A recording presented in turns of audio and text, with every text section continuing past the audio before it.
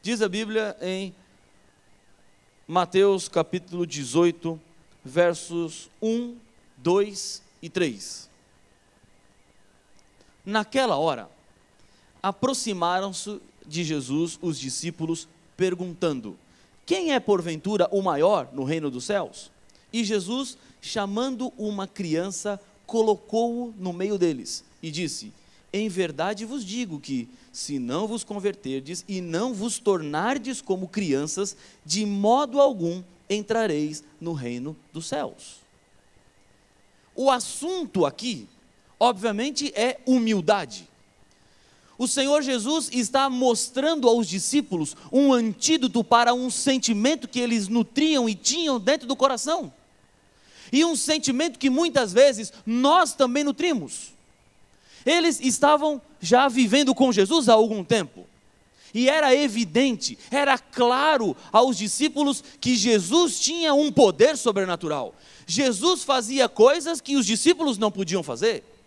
Jesus operava milagres que os discípulos jamais tinham visto qualquer ser humano fazer.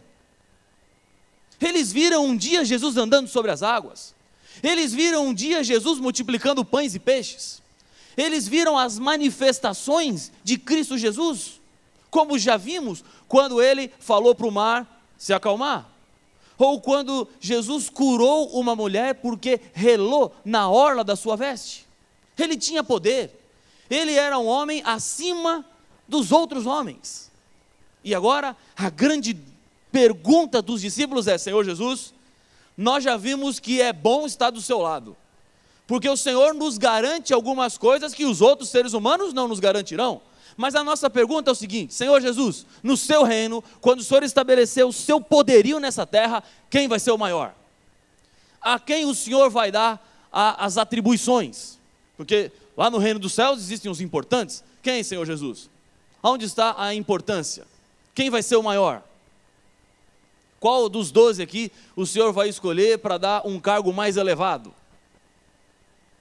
E Jesus, diante da pergunta dos discípulos, da inquietação sobre graus de importância, ele não se vale de nenhuma resposta falada, verbal.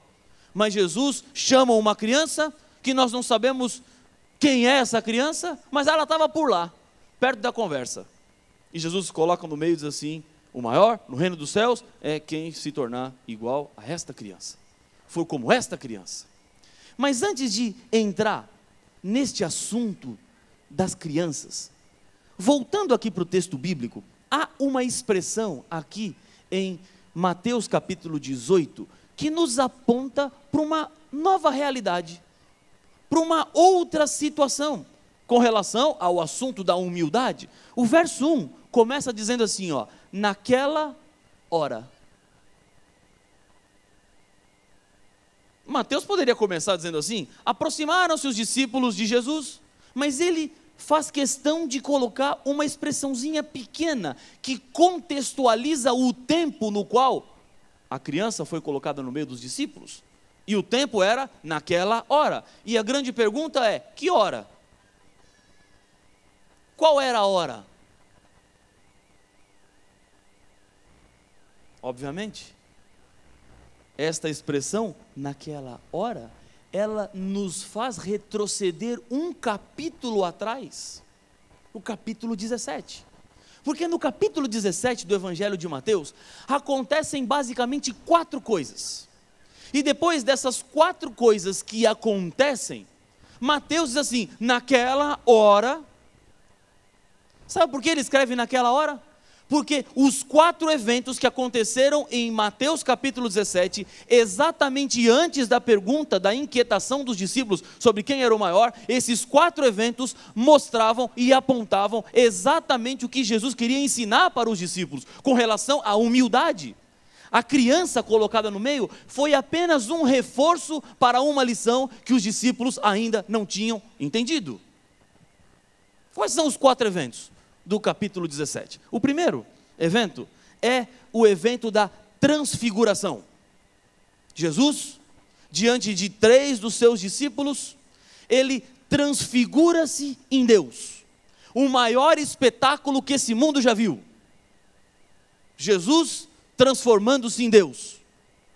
E 3 discípulos acompanharam. 3 discípulos contemplaram. Logo depois da transfiguração, a Bíblia diz que Jesus curou um jovem que estava possesso.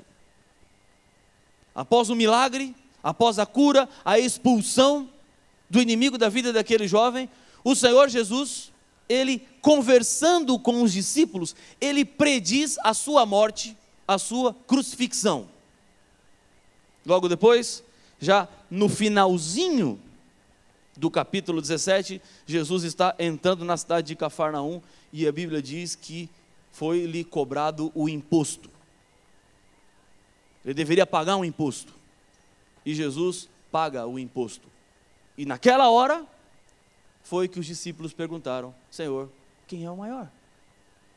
Quais são as lições que estão por trás no capítulo 17, que nos levam ao capítulo 18? Vamos voltar à transfiguração. Jesus, ele era questionado e sabia disso. Questionavam a sua autoridade, questionavam a sua divindade, questionavam a sua paternidade. Ele era questionado. E ele, num evento maravilhoso, transcendente, poderia ter divulgado a todo mundo, dizendo assim: olha, hoje lá naquele monte eu vou me transfigurar em Deus. Venham todos para assistirem o espetáculo. E eu vou mostrar para vocês quem realmente eu sou. E não foi o que Jesus fez. Diante do grande espetáculo, só 3 espectadores, que não entenderam muito bem o que estava acontecendo, até se ofereceram para construir tendas. Mas era algo impressionante. Algo que extrapolava as forças e as capacidades humanas. Mas neste primeiro milagre, que acontece nessa mudança, nessa contemplação da fisionomia de Cristo transformando-se em Deus, Jesus estava dizendo para os discípulos: um combate ao orgulho. O que eu quero dizer com isso é que Jesus fazia muito e falava pouco. E o grande problema da nossa falta de humildade, e que se reflete no coração de uma criança lá na frente, é que nós fazemos pouco e gostamos de falar muito.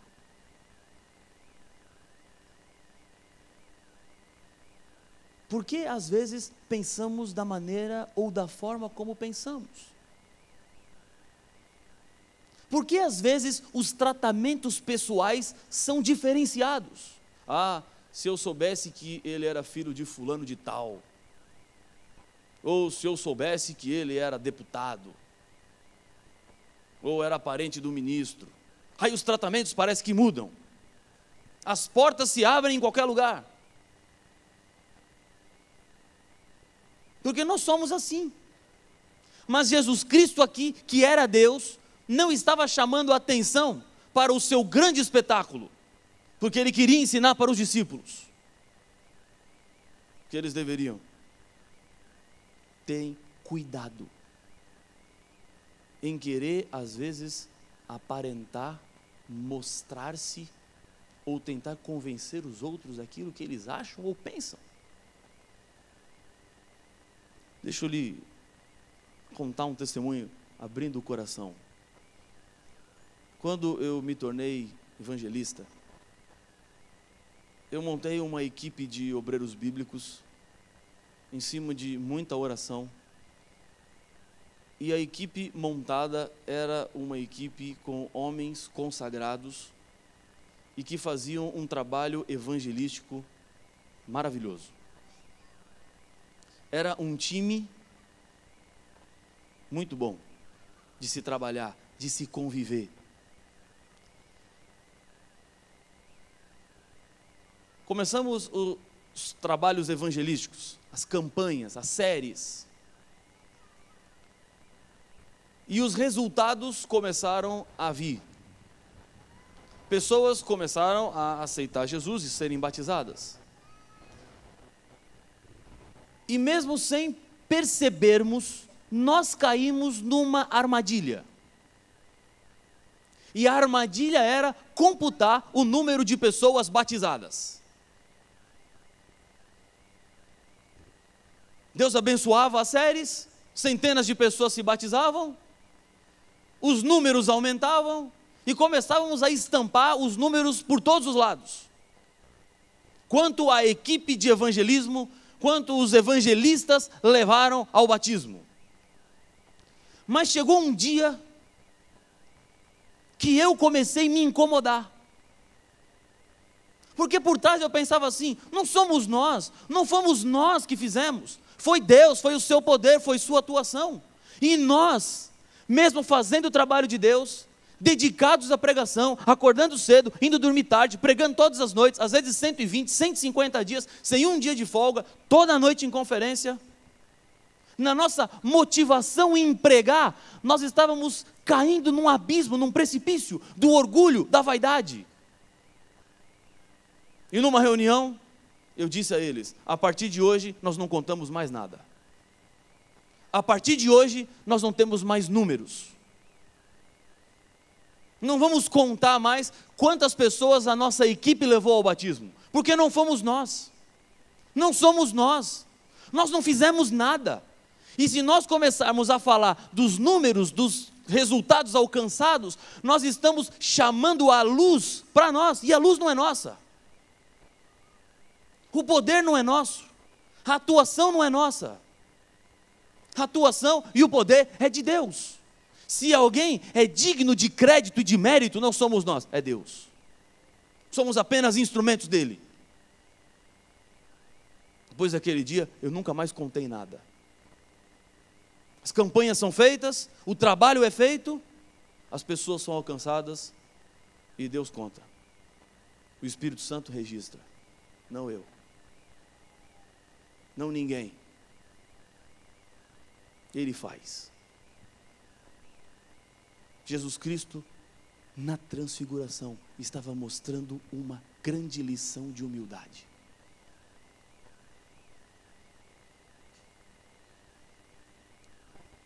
Segundo milagre, Jesus, ele cura um jovem endemoniado. E diante da cura, diante da conversa, ele transfere os méritos e os créditos, não a ele, mas ao poder de Deus. Em outras palavras, humildade não é fazer as coisas de qualquer jeito. Humildade é fazer o melhor, mas reconhecer de onde vem a força para se fazer aquilo que se fez. Humildade não é ser medíocre. Medíocre, entenda, é fazer na média, como todo mundo faz. É possível ser humilde procurando e querendo fazer o melhor, mas não atraindo para si os méritos ou os créditos daquilo que foi feito. O crédito é de Deus, o mérito é de Deus. Jesus, depois de ter feito um milagre, ele transfere os créditos. E mesmo assim, os discípulos, contemplando a segunda lição de humildade, ainda não tinham entendido. Vem o terceiro evento do capítulo 17. Jesus, ele prediz a sua morte e a sua ressurreição. E aqui, neste terceiro evento, mais uma lição de humildade estava estampada diante dos olhos dos discípulos. Jesus estava dizendo que a vida dele não dependia dele mesmo, mas a vida dele dependia de Deus. O grande problema é que muitas vezes nós, seres humanos, queremos assumir o controle das nossas coisas e queremos fazer as coisas do jeito que nós achamos que deveriam ser feitas. Quer um exemplo simples disso? Se você fosse Deus, o que é que você mudaria na sua vida? Pensou? Achou alguma coisa? Parece um trocadilho isso que eu estou dizendo, mas vejam só. Ao falar se você fosse Deus, o que você faria diferente na sua vida, você talvez ache alguma coisa. E se você achou alguma coisa, isso significa que você não está contente do jeito que Deus está agindo na sua vida. Ou você acha que Deus está falhando na sua vida, mas Deus não está falhando. O problema é que às vezes nós queremos assumir o controle e fazer as coisas do nosso jeito. Jesus aqui, diante da maior tragédia que aconteceria na sua vida, mas que seria também uma bênção, a salvação dos seres humanos, ele se coloca diante de Deus e ele prediz a sua morte e a sua ressurreição, porque a vida dele não dependia dele mesmo, mas dependia de Deus. E deixar a sua vida nas mãos de Deus e depender inteiramente dele, isso é sinal de humildade. Ou queremos, às vezes, forçar Deus a agir da maneira ou da forma como nós achamos que ele deveria agir. E nem sempre Deus age assim. Para ilustrar essa história, eu era aluno aqui de teologia, segundo ano. E numa noite, no culto do dormitório, um teologando do quarto ano, que eu lembro até hoje, o nome, e lembro do sermão, e vocês vão entender porque eu lembro do sermão. Ele fez uma pregação na capela, e lá o pastor Ranieri, ele contou uma história, que eu não sei se é história ou história. Talvez o pastor Ranieri depois me diga. Mas a história é o seguinte, que ele contou lá no sermão. Um jovem aluno do quarto ano de teologia tinha um sonho. E o sonho dele era ser missionário na África. Essa história ele contou lá na capela ali. E um dia, não se sabe aonde, em que colégio isso aconteceu, por isso que eu não sei se é is ou esse, mas vamos ficar com ela. Como algo que foi narrado, contado. Apareceu um pastor, presidente na África, e falou assim, olha, eu vim aqui hoje com uma missão. Eu vim chamar um formando de teologia para ser pastor na África. Aquele rapaz que tinha o sonho, quando ouviu aquelas falas, aquela palavra, aquelas frases, falou assim, sou eu. Deus ouviu minha oração e mandou esse pastor aqui para me buscar, para me levar. E ele vai ao encontro do pastor, depois de terminada a reunião, fala assim, pastor, estou me apresentando aqui porque quem o senhor veio buscar sou eu. É o meu sonho, eu vim aqui fazer curso de teologia para ser pastor, mas não para ficar aqui, para ir para a África, esse é o sonho da minha vida. Trabalhar como missionário. E o pastor ficou surpreso, falou assim, que bom, parabéns pela sua decisão. Você preenche esses formulários aqui, porque nós temos que encaminhar algumas coisas para avaliarmos, para analisarmos, e esse aqui a sua esposa preenche. Aí ele falou assim, bom, pastor, tem um problema. E qual o problema? Eu não tenho esposa. É a noiva então? Não tem noiva. Namorada? Não tem. Tem nada. Tenho ninguém para me chamar de meu amor. E aí o pastor falou assim, isso contado na história lá na capela. E o pastor falou assim, olha, então, lamento, mas não dá. Não, pastor, mas o senhor não está entendendo, é o sonho da minha vida, pastor, eu preciso. O pastor falou assim, não, mas não posso. Não dá. Nós já levamos no passado, pastores solteiros, mas a realidade, a situação, a condição é muito complicado. Nós não podemos levá-lo. Não vai dar para levá-lo. Eu falei assim, não, mas pastor, entenda. O pastor falou assim, não tem jeito. Só tem um jeito. Você tem que casar até a sua formatura. E isso eram algumas semanas, né? Segundo a história. O rapaz ficou triste, desiludido, desenchavido e ficou a tarde inteira pensando. E agora? Senhor, é a minha chance, é o meu sonho. E conta a história que ele fez uma oração no quarto. E a oração dele foi assim, Senhor, eu vou agora para o restaurante para o jantar.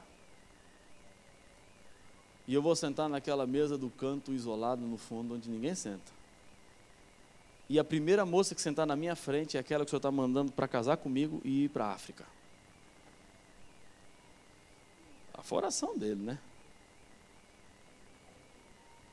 E aí, né, nessa história, quando que ele foi com a bandeja lá, pastor Fragoso, sentou lá no fundo.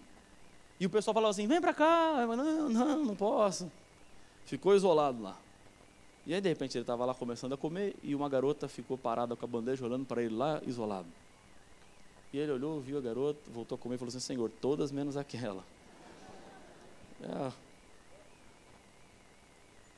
E no meio da sua percepção, na história narrada, quando ele se deu por conta, a garota colocou a bandeja na frente dele e falou assim, eu não sei porquê, mas me dá vontade de sentar aqui hoje. E ela sentou na frente dele. Aí ele contou a história para ela e conta a história, ou a história, que o pastor Ranieri depois vai dizer. Porque eu não sei. Porque ele vai avaliar a história. Mas eu não estou preocupado com essa história. Essa história não é a preocupação.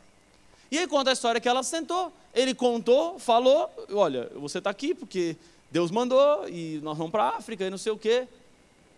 E ela falou assim, bom, se Deus mandou, eu vou casar com você. Se era para sentar aqui, eu vou. E conta a história, que casou e foram para a África.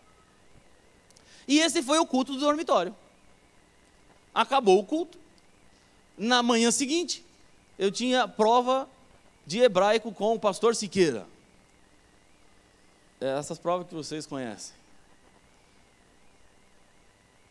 Saímos do culto, fui para o quarto, caderno de hebraico, e vim para o centro de comunicação, aqui para a biblioteca, para estudar.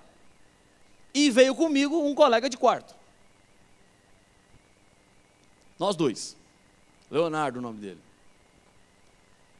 Viemos aqui para a biblioteca, e as mesas têm 4 cadeiras. Eu sentei de um lado, ele sentou do outro. Caderninho na frente.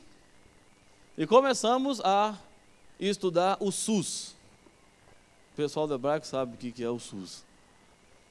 É o cavalo no hebraico, né? Mas é a palavra que se usa lá basicamente para entender e compreender a gramática hebraica. E ficamos lá com o SUS. E eu, entretido no estudo, de repente, o silêncio foi quebrado pelo Leonardo. Assim, ô Rafa, oi, você ouviu a história lá do culto? Ouvi. Ele falou assim, interessante, né? E a conversa foi assim, mas será que é verdade isso aí? Não sei. Acho que não, mas acho que talvez seja, né? Não sei. Quem é esse pastor aí que está na África hoje? Que casou assim? Não sei. Você conhece? Não, também não conheço. Então tá bom. Aí voltamos a estudar.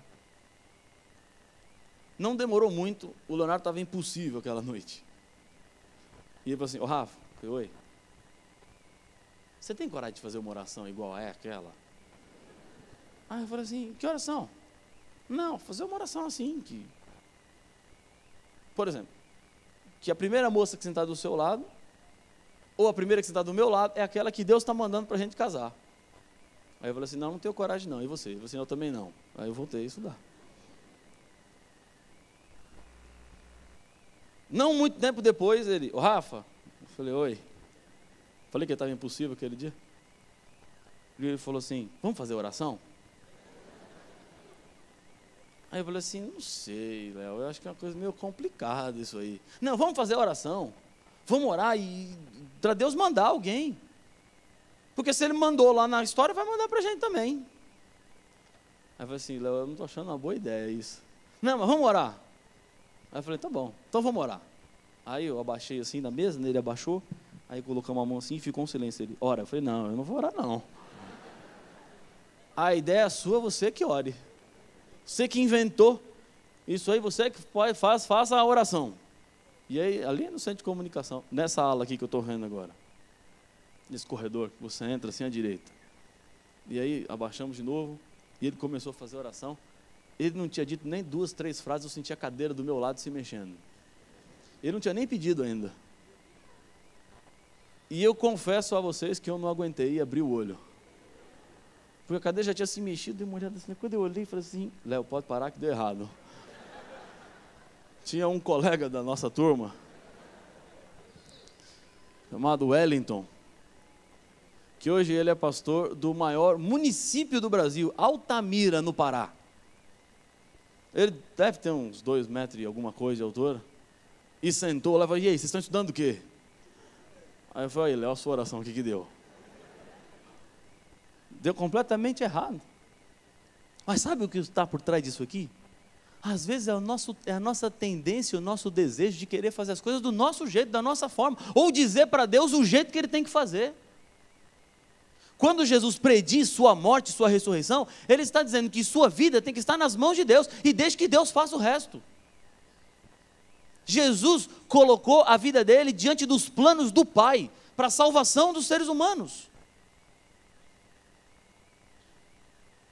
E agora vem o quarto evento, onde Jesus mais uma vez demonstra a sua humildade, porque quando ele chega em Cafarnaum, dele foi cobrado um imposto. Entenda uma coisa, o imposto que estava sendo cobrado aqui em Mateus capítulo 17, era um imposto no qual rabis e líderes religiosos estavam isentos. Quando de Jesus cobraram o imposto, estavam dizendo assim, ó, Senhor Jesus, podem dizer que o Senhor é mestre, é rabi, qualquer coisa, mas para nós o Senhor não é nada, tem que pagar imposto. E a reação dos discípulos era que, não vamos pagar esse imposto. Esse imposto aí, o Senhor não se encaixa. Jesus falou assim, não, Pedro, vamos pagar o imposto. E aqui está o quarto evento que nos aponta uma quarta lição de humildade. Ficar reivindicando os seus direitos toda hora é falta de humildade. Ficar o tempo inteiro questionando é falta de humildade. Jesus preferiu pagar um imposto, até que ficar mostrando as suas credenciais. Sabe com quem você está falando? Você sabe quem eu sou? E como às vezes gostamos dessas palavrinhas, né?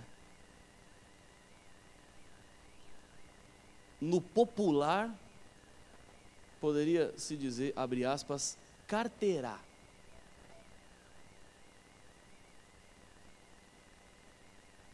E diante disso tudo, diante do combate ao orgulho, diante da transferência dos créditos e dos méritos para Deus, diante da lição de dependência de Deus, diante de não reivindicar os seus direitos, mesmo quando Jesus tinha o direito, ainda assim os discípulos estavam preocupados. Quem é o maior no reino dos céus? Quem é, Senhor? E aí Jesus coloca uma criança no meio, e essa criança era um reforço àquilo que naquela hora eles tinham vivido. Que outras coisas mais uma criança pode nos ensinar, além das 4 lições que o capítulo 17 nos ensinou? Eu anotei algumas, porque eu tenho 2 filhas, e agradeço a Deus pelas filhas que tenho, porque elas têm sido para mim 2 escolas, porque eu tenho compreendido e entendido algumas coisas que Deus nos diz através da vida delas 2, do coração de uma criança. Por exemplo, de que maneira mais podemos somar outros aspectos ao capítulo 17? Primeiro, as crianças não vivem de pose, elas são transparentes e são o que são.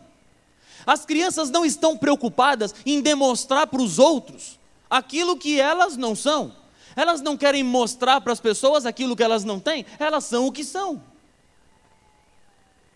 Elas são simples, elas não fazem o jogo da aparência, elas simplesmente são abertas. Segunda lição, as crianças, elas têm um desejo enorme de aprender. Elas querem sempre aprender. Há uma lenda hindu sobre a criação que trata de uma lição exatamente nesse ponto. Segundo essa lenda hindu, na criação, depois que Deus fez todas as coisas, Ele começou a chamar cada animal para dizer qual era o papel dele dentro do mundo. E essa lenda hindu conta que Deus chamou a abelha e contou e explicou para a abelha como é que ela deveria mergulhar na flor, extrair o néctar e produzir mel. E a abelha foi, segundo a lenda hindu, prestando atenção, anotando tudo que o Criador falava, fazendo perguntas, e depois das dúvidas esclarecidas, o Criador falou assim para a abelha: então agora vai e faz o mel. E logo depois da abelha chamou o zangão. E essa lenda hindu diz que quando o Criador começou a falar para o zangão sobre a produção do mel, o zangão falou assim: pode parar, já sei tudo, não precisa me ensinar, deixa comigo, confia em mim, o mel que o senhor quer, deixa que eu faço. E a lenda hindu diz que o zangão não parou para ouvir o Criador. E até onde se sabe, o zangão tem cara de abelha, vive com as abelhas, mora com as abelhas, mas ele não faz mel.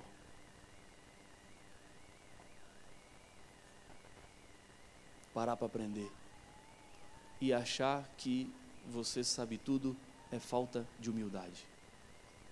Achar que não existe nada mais para você crescer, aprender ou melhorar é falta de humildade. Jesus falou: vocês têm que se converter como essa criança. E criança quer sempre aprender. Me conta mais, me fala mais. Hoje à tarde minha filha chegou da escola e eu saí da União e fui em casa, e tinha uma pergunta na tarefa da escola que a minha esposa pediu que eu fizesse com a minha filha a tarefa, porque ela veio fazer a capela aqui para o ensino infantil à 13h e eu fiquei fazendo a tarefa com ela. E tinha uma pergunta lá que eu não entendi a pergunta. E falei para ela assim: Giovana, não vamos fazer essa pergunta aqui porque o papai não entendeu o que é para fazer. E a minha filha falou assim: ué, mas os adultos não sabem tudo? Aí eu falei assim: nem tudo. Nem todos os adultos sabem. Algumas coisas eles sabem mais do que as crianças. Mas nós não sabemos tudo. Nós ainda não passamos por tudo, não vivemos tudo. O coração de uma criança é aquele que quer sempre aprender. E a terceira lição do coração humilde de uma criança, que somam as outras 4, e agora se tornam 7 lições. A criança sabe perdoar. E como sabe perdoar? A criança perdoa tão fácil. É tão simples perdoar. As crianças perdoam e não guardam mágoas. As crianças perdoam e não guardam rancores. As crianças podem se desentender, mas daqui 1 minuto, o desentendimento ficou de lado. E elas voltam a se entender de novo. E a brincadeira volta e continua sendo tão legal como era antes da briga, do desentendimento. Esse é o quadro. Esta é a maneira, esta é a forma que Cristo Jesus hoje ilustrou para nós. Não só para os discípulos no passado, mas através da sua vida, ele demonstrou o que é a humildade. E como às vezes é difícil viver a humildade, porque nós lutamos contra nós mesmos. E nós descobrimos uma coisa, que o inimigo é o nosso grande inimigo. Mas existe um outro inimigo bem mais próximo, que somos nós mesmos. Às vezes eu sou o meu maior inimigo, pelas escolhas que faço, pelas decisões que tenho, pelas opções, pelo caminho que escolho. Porque às vezes relutamos tanto para nos convertermos como uma criança. A pureza, a simplicidade. Esse coração, como o coração de uma criança, é um coração que está hoje à disposição de cada um de nós. Deixa eu lhe dizer uma coisa. Deus é especialista em transplantes de coração. Ele pode tirar o seu antigo coração e te dar um novo coração.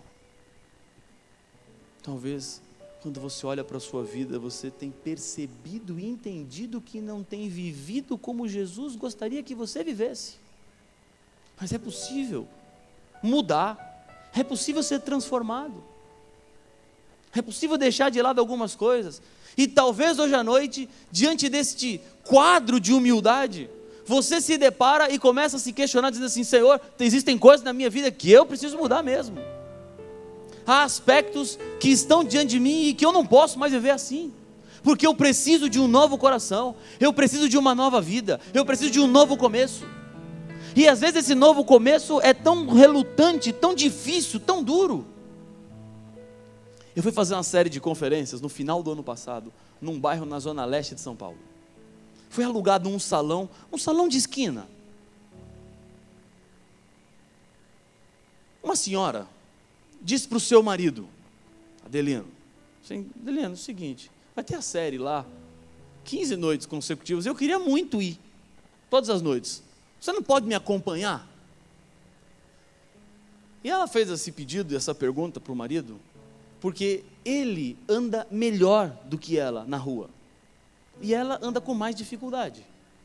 Embora a casa fosse próxima do salão, ela se sentia insegura para ir sozinha à noite, e pediu a companhia dele. Só que ele não estava interessado, ele não queria ouvir sobre Deus, sobre Bíblia, sobre salvação, sobre Jesus, nada. A primeira noite ele a levou à igreja, e quando chegou à porta ele perguntou assim: que horas termina? E ela falou: 9 horas. E vocês já viram que os evangelistas às vezes têm dificuldade com o horário para terminar.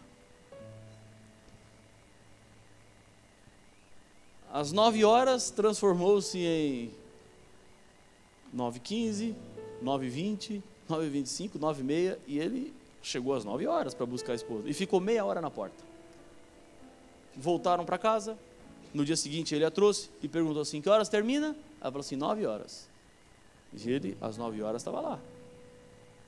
9h15, 9h20, 9h25, e terminou. E ele ouviu mais 25 minutos. Terceira noite, mesma coisa.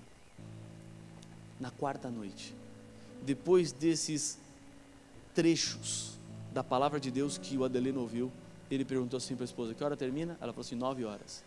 E ele fez que foi embora, e como o auditório era de esquina, ele ficou na rua ouvindo pela janelinha que tinha na frente da igreja, lá fora. E quando terminou, ele voltou para a porta e não falou nada para a esposa. E na outra noite, e na outra noite, e na outra noite. E ele lá fora, e ninguém sabia que ele estava lá fora. Ninguém tinha ido na esquina lá para ver lá embaixo da janela, mas ele estava lá ouvindo, refletindo na palavra de Deus. Numa noite, já do meio para frente do seminário de estudos da Bíblia, eu comecei a fazer um apelo. E o apelo era para a entrega do coração, para a decisão ao batismo, para passar pela experiência do novo nascimento, do novo começo. Quando as pessoas começaram a se levantar, outras mais vieram, e eu comecei a insistir pela terceira vez no apelo, quando o diretor da igreja falou assim: pastor, não tem mais ninguém para vir. Mas eu já tinha começado e agora eu não podia parar.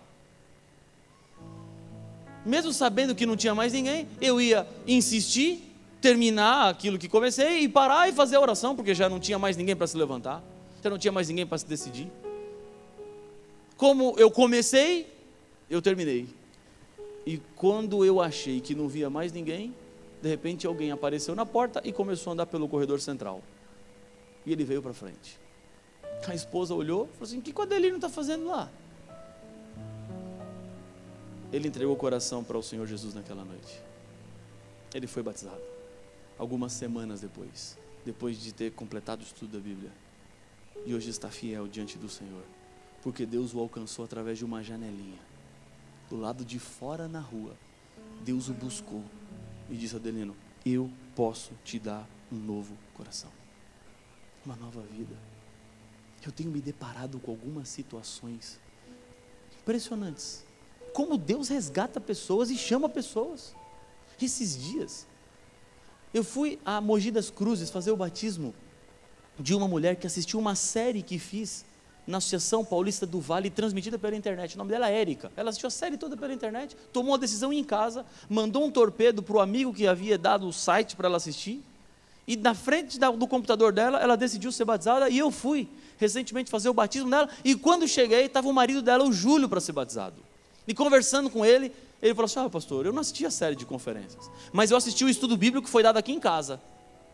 E no dia que a minha esposa fez a ficha de batismo, eu saí de casa, pensando assim: a minha esposa vai se batizar, e eu vou fazer o quê? E orei, falei: Senhor, o que eu devo fazer? E ele entrou no ônibus, fretado para ir para o trabalho, sentado na poltrona, olhando para o céu. De repente ele olhou nas nuvens e viu escrito nas nuvens: Jesus. E ele falou assim: o que estava Jesus escrito no céu ali? Sabe quando a criança fica olhando forma de nuvem? Ele tirou uma foto. Eu tenho essa foto. Se eu mostrar para você, talvez você vai dizer assim: pastor, não tem nada de Jesus escrito nessas nuvens aí não. Eu não sei se tem, eu não sei se não tem, não estou nem preocupado se tem ou se não tem. Mas para ele, aquelas nuvens, estava a resposta. O que ele tinha que fazer com a vida dele? Entregar nas mãos do Senhor Jesus. É isso que você tem que fazer hoje. Já não há mais muito tempo. Você precisa viver uma nova vida com Cristo Jesus. Essa nova vida que Ele está disposto a te dar, a colocar sobre você. Não lute mais contra Deus. Não lute mais contra o seu espírito. Porque Ele te chama e Ele quer te dar uma nova vida. O Bruno vai cantar um hino agora. E esse hino diz assim: eu não sou mais eu. Quem eu era, eu já não sou. Já foi. O meu passado já ficou para trás. E a partir de hoje, eu posso começar uma nova vida. Uma nova vida com um novo coração. O coração como o coração de uma criança. Um coração regenerado, transformado. Quero hoje à noite, mais uma vez, fazer um chamado e um convite a você em nome de Cristo Jesus. Esse convite é para todo mundo. Para quem quiser. Para os que desejarem. Para os que sentirem no coração que precisam dar esse passo em direção a Jesus. Se hoje à noite você quer dizer: Senhor, eu quero começar uma nova vida. Eu quero um novo coração. Eu quero um novo começo. Enquanto o Bruno estiver cantando, eu quero convidá-lo a sair de onde você está, levantar-se e vir aqui à frente, porque eu quero orar por você. Eu quero orar pela sua vida. Quem é a primeira pessoa que vai se levantar e vir aqui à frente dizendo: Senhor, eu quero um novo coração, eu quero uma nova vida. Amém. Venha em nome do Senhor Jesus. Enquanto o Bruno estiver cantando, é o seu momento, é a sua hora, é a sua decisão, é a sua escolha.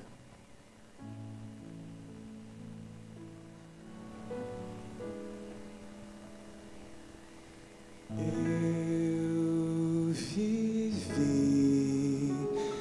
tão longe de Jesus,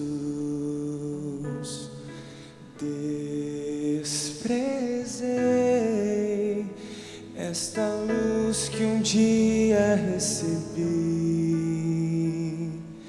O Senhor de mim teve compaixão, foi o seu amor que mudou meu ser e uma nova vida começou.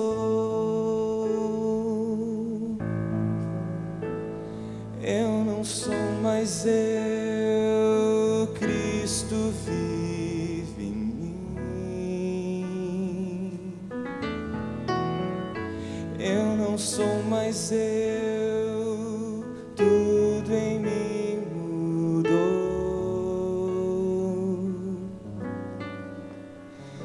Quando encontrei a Jesus, meu Rei, um milagre aconteceu. Vivo não mais eu, mas Cristo vive em mim.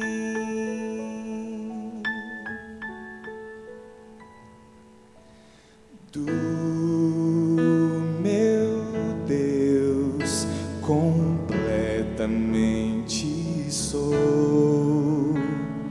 Me escondi em sua graça, em seu querer.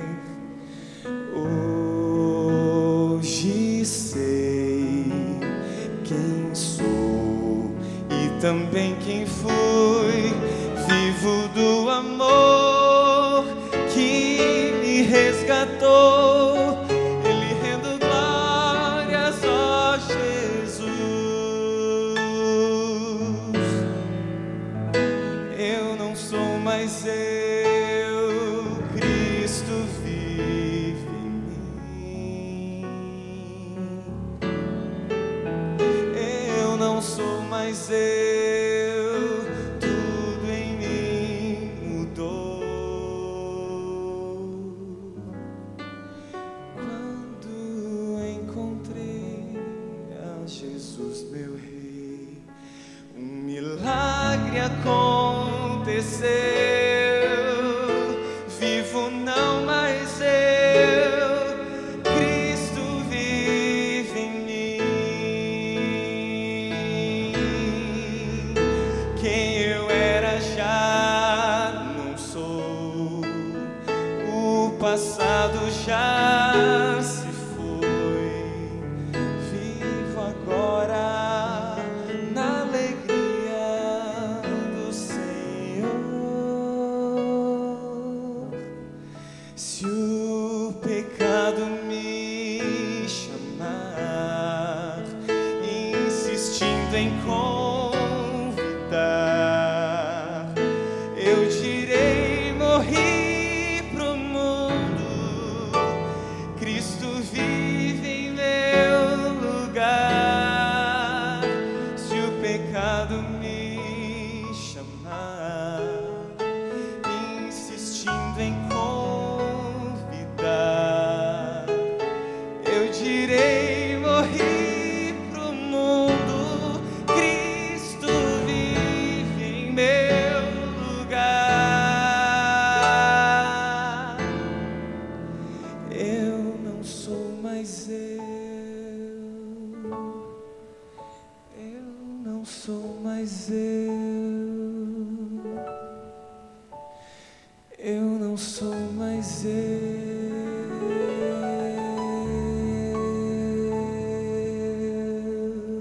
Senhor Pai nosso, aqui estamos diante do Senhor, porque queremos um novo coração, não sermos mais aquilo que fomos ou aquilo que somos, mas renovados pelo Teu Espírito, queremos receber uma nova vida das Tuas mãos. Existem pessoas que se levantaram aqui, bondoso Pai, e que precisam tomar uma decisão e serem batizadas muito em breve. Toca nesses corações. Há pessoas que vieram aqui porque querem refazer contigo um pacto, aliança, um novo coração, uma nova vida, um novo começo. E sabemos que esse novo começo e essa nova vida está à nossa disposição. Portanto, derrama as Tuas bênçãos e o Teu poder sobre todos nós. Despede-nos com Tua bênção e Tua paz, em nome de Jesus.